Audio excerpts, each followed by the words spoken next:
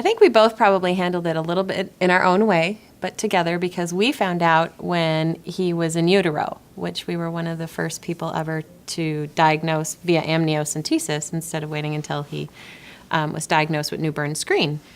So we had about 6 months to digest it before he was born.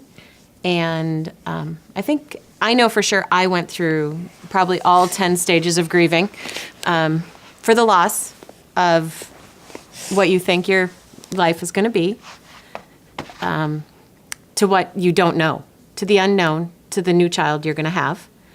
And you dive into the internet, you dive into seeing doctors, you dive into everything just to soak up information. I think that you wanted to do something.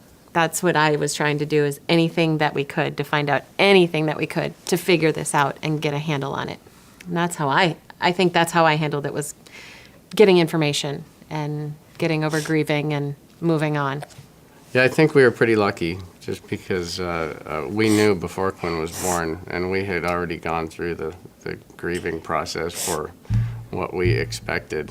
And I think it'd be very tough to find out after a couple weeks of your child failing to thrive and tests and all that stuff, and then you have this little person that's not what you expect. He was exactly what we expected at that point, so it was, I think, easier for us. Yeah, at the same time we did.